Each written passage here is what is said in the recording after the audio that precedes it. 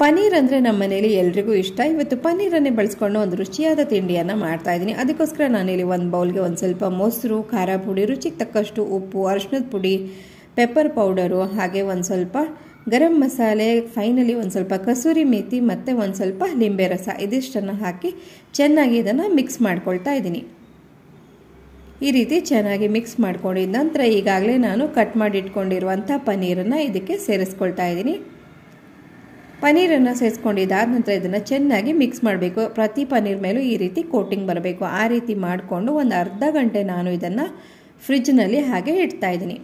ಅರ್ಧ ಗಂಟೆ ಆದ ನಂತರ ನೋಡಿ, ಈ ಮಸಾಲೆ ಎಲ್ಲ ಚೆನ್ನಾಗಿ ಒಂದು ಲೇಯರ್ ಕೋಟಿಂಗ್ ಆಗಿರುತ್ತೆ. ನಂತರ ಒಂದು ಪ್ಯಾನ್ಗೆ ಒಂದು ಸ್ವಲ್ಪ ಬೆಣ್ಣೆ ಇದ್ದರೆ ಹಾಕ್ಕೊಳ್ಬೋದು. ನಾನಿಲ್ಲಿ ತುಪ್ಪವನ್ನು ಹಾಕ್ತಾ ಇದ್ದೀನಿ. ತುಪ್ಪವನ್ನು ಹಾಕ್ಕೊಂಡು ಅದ್ರ ಮೇಲೆ ಈ ರೀತಿಯಾಗಿ ನಾವು ಮ್ಯಾರಿನೇಟ್ ಮಾಡಿದ್ವಲ್ಲ ಆ ಒಂದು ಪನ್ನೀರನ್ನು ಚೆನ್ನಾಗಿ ಈ ಥರ ಸ್ಪ್ರೆಡ್ ಮಾಡ್ತಾ ಬರಬೇಕು.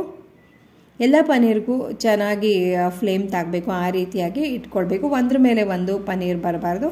ಆ ರೀತಿಯಾಗಿ ಇಟ್ಕೊಂಡು ಇದನ್ನು ಹದವಾಗಿ ಬೇಯಿಸ್ಕೊಂಡು, ಅಂದರೆ ಒಂದು ಕಡೆಗೆ ಆಲ್ಮೋಸ್ಟ್ ಡ್ರೈ ಆಗಬೇಕು. ಈ ಮಸಾಲೆ ನಾವೇನು ಹಾಕಿರ್ತೀವಲ್ಲ ಅಷ್ಟು ಡ್ರೈ ಆಗೋ ತನಕ ನಾವು ಬೇಯಿಸ್ಕೊಂಡ್ರೆ ಈ ರೀತಿಯಾದ ರುಚಿಯಾದ ಪನ್ನೀರಿನ ಒಂದು ತಿಂಡಿ ರೆಡಿ ಆಗುತ್ತೆ.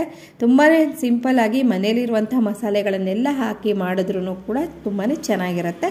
ಟ್ರೈ ಮಾಡಿ. Thank you.